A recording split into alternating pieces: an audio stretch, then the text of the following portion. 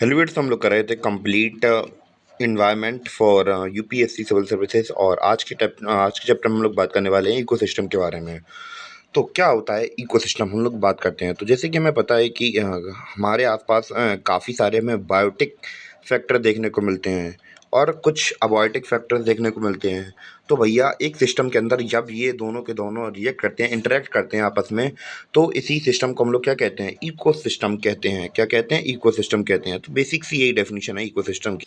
तो अगर कहना चाहें तो भैया ये भी कह सकते हैं कि ecosystem is an area where abiotic and biotic factor are interact will interact each other and this is known as it is known as ecosystem। तो हम लोग ये भी कह सकते हैं।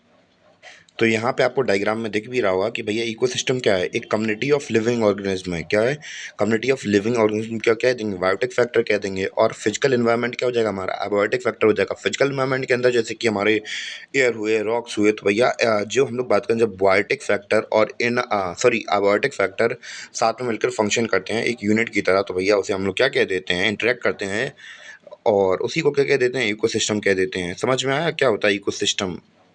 और भैया अब हम बात करेंगे कि भैया अगर इकोसिस्टम को समझना है बहुत अच्छी तरीके से, तो हमें क्या क्या देखना पड़ेगा इकोसिस्टम के अंदर। सबसे पहले इसके कॉन्सेप्ट देखने पड़ेंगे, क्या क्या कॉन्सेप्ट होते हैं। फिर देखेंगे इनके कंपोनेंट्स। फिर देखेंगे इनके टाइप्स, यानी कि कितने प्रकार के होते हैं इकोसिस्टम। क्योंकि हमें पता है बहुत प्रकार के इकोसिस्टम मिलने वाले हैं, क्योंकि लिविंग ऑर्गेनिज्म हर जगह है। चाहे एयर में बात करें, चाहे वाटर में बात करें, चाहे लैंड पे बात करें, तो हर जगह पे है। तो भैया हर जगह के इकोसिस्टम अलग अलग होते हैं और इनके फंक्शंस क्या होते हैं इकोसिस्टम के, और इम्पोर्टेंस क्या है हमारे यहाँ पे सराउंडिंग में। एक बिना इन्वायरमेंट के या फिर हम लोग बिना सराउंडिंग के, क्योंकि हमें पता है कि जितने भी एनिमल्स हैं एक दूसरे के ऊपर इंटरडिपेंडेंट हैं। तो जैसे कि अगर हम लोग बात करें कि हमारे एनवायरनमेंट के अंदर, अगर हम लोग बात करें एटमॉस्फेयर के अंदर बहुत ज़्यादा गम मरे हुए सड़े हुए जीव रहे, तो भैया हमारे हर जगह पे प्लेग बीमारियाँ नहीं फैलने लगेंगी। तो भैया इसके लिए हम लोग बात करें बैक्टीरिया भी होने चाहिए जो कि जानवरों को खाते हैं।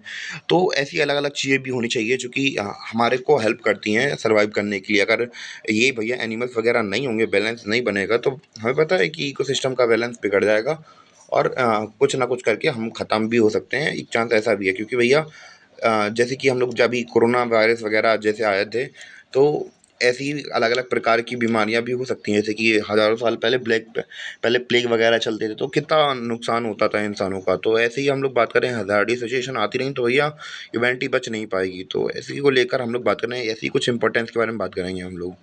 तो भैया जितनी भी चीज़ें हैं हम यहाँ पे लिखी हुई हैं नीचे, जैसे कि ये कॉन्सेप्ट्स हुए, कंपोनेंट्स हुए, टाइप्स हुए, फंक्शंस हुए, इंपॉर्टेंस हुई, इन सबको चलिए समझते हैं। अब सबसे पहले हम लोग बात करने वाले हैं कॉन्सेप्ट की। तो कॉन्सेप्ट क्या है इकोसिस्टम का, हम लोग ये देखते हैं। तो कॉन्सेप्ट के बारे में हम लोग पहले ही डिस्कस कर चुके हैं। तो भैया हम लोग बात करें, हमें जो बायोटिक कंपोनेंट्स होते हैं, जैसे कि कोई लिविंग ऑर्गेनिज्म की हम लोग कम्युनिटी की बात कर रहे हैं, लिविंग ऑर्गेनिज्म की कोई कम्युनिटी की बात कर रहे हैं, या फिर हम लोग बात करें अबायोटिक कंपोनेंट यानी कि फिजिकल एनवायरनमेंट। जब कोई और लिविंग ऑर्गेनिज्म और नॉन लिविंग ऑर्गेनिज्म इंटरेक्ट करते हैं ईच अदर, तो भैया क्या बनाते हैं? तो उसे क्या कह देते हैं? एक सिस्टम में काम करते हैं, तो भैया उसे क्या कह देते हैं? इकोसिस्टम कह देते हैं। उम्मीद है कि आपको बेसिक कॉन्सेप्ट समझ में आया हो इकोसिस्टम का, जिसको हम लोग 3-4 बार नहीं, 4-5 से बार ज़्यादा पढ़ चुके हैं। अब हम लोग बात करने वाले हैं कंपोनेंट्स के बारे में। किसके बारे में? कंपोनेंट्स ऑफ इकोसिस्टम के। जो इकोसिस्टम होता है इसके अंदर होता क्या क्या है एक्चुअली। इसके अंदर होते हैं कौन? बायोटिक्स और अबायोटिक फैक्टर्स होते हैं। तो भैया क्या होते हैं? अबायोटिक्स देखते हैं। तो भैया हमारे इन्वायरमेंट के अंदर क्या है? अबायोटिक नॉन लिविंग थिंग्स क्या है? लाइट है, विंड है, टेम्परेचर है, वाटर है, गैसेज हैं, सॉइल है, लैंडस्केप है। और अगर हम लोग बात करें हमारे एनवायरनमेंट के अंदर कौन कौन कौन मिलता है, तो भैया बायोटिक यानी कि जिंदा जीवों में कौन कौन आते हैं? जिंदा जीवों के अंदर हम लोग बात करें, लिविंग ऑर्गेनिज्म के अंदर आते हैं प्रोड्यूसर्स। जैसे कि हम लोग बात करें कि प्रोड्यूसर्स क्यों कह रहे हैं ना, क्योंकि भैया ये लोग सनलाइट से क्या कर रहे हैं? सनलाइट से एनर्जी ले रहे हैं। तो अब सनलाइट से एनर्जी ले रहे हैं, तो भैया ये अपना खाना खुद बना रहे हैं। तो भैया ये क्या है? प्रोड्यूसर है एनर्जी के। तो ये एनर्जी प्रोड्यूस कर रहे हैं। तो जैसे कि हमारे एग्जाम्पल क्या हो गया? ग्रीन प्लांट, ये क्या है? ऑटोट्रॉप्स हैं। कंज्यूमर्स जो कि अब इन प्लांट्स को खाते हैं, फिर ऑब्वियस सी बात है इन प्लांट्स को खाते हैं, जैसे कि बकरी वगैरह हुई, गाय वगैरह हुई, तो वो इनको खाते हैं तो इनसे एनर्जी ले लेते हैं। तो भैया ये क्या होते हैं? हेटरोट्रॉपिक होते हैं। और लास्ट में हम लोग देखेंगे कौन होते हैं? डिकम्पोजर्स होते हैं। जैसे कि हम लोग बात करें जो कि सड़ी गली चीज़ों को खाते हैं, जैसे कि माइक्रोब्स वगैरह हुए। और ये कैसे होते हैं? सेप्टोट्रॉपिक्स होते हैं। ठीक है। और ये सेप्टोट्रॉपिक क्या होते हैं? ये डेड एंड डिकेइंग मटेरियल के ऊपर, सड़ी हुई गली हुई चीज़ों पर डिपेंडेंट रहते हैं। जैसे कि हम लोग बात करें बैक्टीरिया वगैरह, नहीं कुछ मर जाते हैं जीव तो उनको खाने लगते हैं, ठीक है।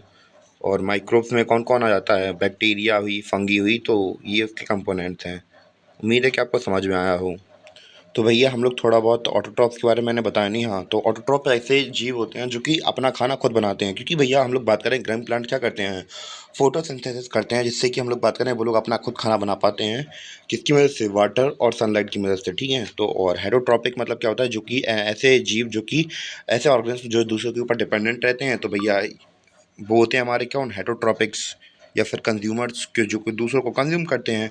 और सेप्टोट्रॉपिक्स कौन होते हैं? जो डिपेंडेंट होते हैं, जो डिपेंड रहते हैं किसके ऊपर? डेड एंड डिकेइंग एनिमल्स के ऊपर, मतलब सड़े गले एनिमल्स के ऊपर। तो इतना क्लियर हो गया होगा आई थिंक। अब तो कुछ भी बताने लायक नहीं है कंपोनेंट्स के अंदर।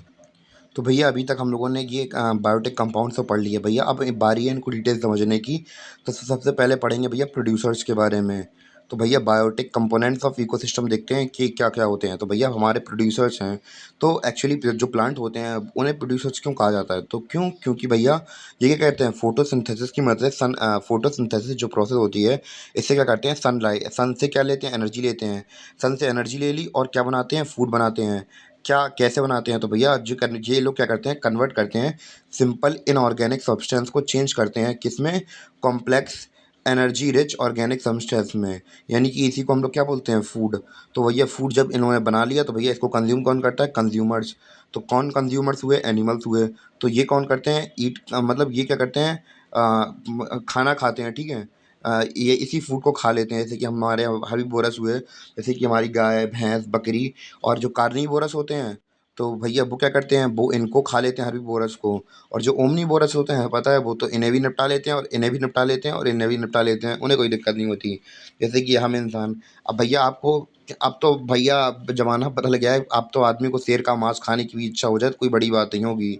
जानवरों को तो छोड़ो, बकरी मुर्गे का छोड़ो, जो शेर की मांस खाने की आदत पड़ जाए आदमी को। और वो तो पेड़, हम लोग बात करें पेड़ तो फिर खा ही सकते हैं। तो भैया हमें क्या बोलते हैं? इंसानों को भी क्या बोलते हैं? ओमनीवोरस। यानी कि हम लोग किस कैटेगरी में है? कंज्यूमर्स में है, ठीक है। और बाद में बचते हैं अपने डिकम्पोजिटर्स, डिकम्पो डिकम्पोजर्स। तो भैया ऐसे एनिमल, या सॉरी ऐसे लिविंग ऑर्गेनिज्म जो कि, जो अब भैया कोई जानवर मर गया तो भैया अब नहीं खाया शेर ने, तो भैया बचा हुआ है, तो डला हुआ, तो भैया सड़ रहा। अब सड़ रहा तो क्या होगा? तो भैया ऐसे साफ भी तो करना पड़ेगा एनवायरनमेंट से। तो ये लोग क्या करते हैं? कन्वर्ट कॉम्प्लेक्स, ये क्या करते हैं कि जो हम लोग बात करें एनर्जी रिच ऑर्गेनिज्म होते हैं, मटेरियल होते हैं, तो भैया इन्हें खा लेते हैं, ठीक है। कौन? डिकम्पोजर्स। तो इतना बहुत तो हमने डिकम्पोजर्स के बारे में देख लिया, और थोड़ी बहुत पॉइंट है डिकम्पोजर्स के बारे में। तो अभी तक हमने क्या देखा था? प्रोड्यूसर्स के अंदर हमने ये देखा था कि भैया ये क्या कर रहे थे, प्रोड्यूसर्स क्या कर रहे थे? जे सिंपल इनऑर्गेनिक सब्सटेंस को complex energy rich organism substance में चेंज कर रहे थे। तो इसी का उल्टा कर देते हैं हमारे कौन? डिकम्पोजिटर्स। क्या करते हैं? ये क्या करते हैं? Complex organic energy rich material को क्या कर देते हैं? चेंज कर देते हैं इन सिंपल इनऑर्गेनिक सब्सटेंस। तो भैया जो हम लोग यहाँ पे साइकिल चेन देख रहे हैं, तो भैया ये क्या कर रहे हैं? इनऑर्गेनिक सब्सटेंस को ऑर्गेनिक सब्सटेंस में, मतलब और रिच ऑर्गेनिक सब्सटेंस में चेंज कर रहे हैं, और ये उसका उल्टा कर दे रहे हैं। तो भैया इन्हें कौन खाया? प्रोड्यूसर्स को कौन खा रहा? कंज्यूमर निपटा रहा। और कंज्यूमर्स को कौन निपटा रहा? डिकम्पोजर्स निपटा रहे हैं। और ये भैया इनऑर्गेनिक को ऑर्गेनिक में चेंज कर रहा है, ये इनऑर्गेनिक को, सॉरी, ये लोग ऑर्गेनिक को इनऑर्गेनिक में चेंज कर दे रहे हैं। तो इतना क्लियर हुआ कि प्रोड्यूसर, कंज्यूमर और डिकम्पोजर की एक चेन बन गई है। तो आपको समझ में आई हो अभी वाली चेन। और एक चीज़, हाँ, और एक चीज़ मैं बता दूं कि भैया एनर्जी फ्लो देख रहे हैं, तो भैया सन से आई एनर्जी प्रोड्यूसर्स के पास, प्रोड्यूसर के पास वही कंज्यूमर के पास, कंज्यूमर से गई डिकम्पोजर के पास। तो एक एनर्जी फ्लो भैया मेंटेन रहा हमारा यहाँ पे। भैया एक डायग्राम से एक कॉन्सेप्ट और समझते हैं। तो भैया जैसे कि आप लोग इस चार्ट में देख रहे हैं, तो भैया जो हमारे प्रोड्यूसर्स हैं वो क्या बन जा रहे हैं? वो कंज्यूमर का खाना बन जा रहे हैं। और जो कंज्यूमर्स हैं वो डिकम्पोजिटर्स का खाना बन जा रहे हैं। तो भैया ये साइकिल जो बन रही है, तो भैया ये क्या है? इसी को न्यूट्रिएंट्स बोल देते हैं और मैटर बोल देते हैं। तो भैया, तो समझ में आ गया? तो और एक चीज़ हाँ, तो जो न्यूट्रिएंट्स होते हैं वो साइकिल में फ़्लो करते हैं, तो यानी कि ये साइकिल बन रही है यहाँ पे। और हम लोग बात करें यहाँ पे एनर्जी का ट्रांसफ़र कैसे हो रहा है, तो भैया एनर्जी का ट्रांसफ़र ऐसे हो रहा है कि जो प्रोड्यूसर्स हैं वो एनर्जी कहाँ से ले रहे हैं? सन से ले रहे हैं, तो भैया वो कहाँ ट्रांसफ़र कर दे रहे हैं? कंज़्यूमर के पास वो कर दे रहे हैं, और कंज़्यूमर किसके पास कर दे रहे हैं? डिकम्पोज़िटर के पास चेंज कर दे रहे हैं। तो भैया हम लोग ये देखेंगे कि एनर्जी फ़्लो कैसा रहता है? ये हमेशा यूनिडायरेक्शन रहता है, तो भैया यूनिडायरेक्शन यानी कि एक डायरेक्शन में ही जाता है। और न्यूट्रिएंट्स फ़्लो कैसा रहता है? ये साइक्लिक रहता है, तो ये साइकिल जैसे चेन बनती रहती है ऐसी। तो ये दोनों चार्ट समझ में आ गए होंगे आपको। और भाइयों, आज का लेक्चर केवल यहीं तक था, और अगले लेक्चर में हम लोग बात करेंगे अपने टाइप्स ऑफ इकोसिस्टम के बारे में। तो क्या होते, कितने टाइप्स होते हैं इकोसिस्टम को, इसको हम लोग कंटिन्यू करेंगे अपने अगले लेक्चर में। तब तक के लिए धन्यवाद, बाय।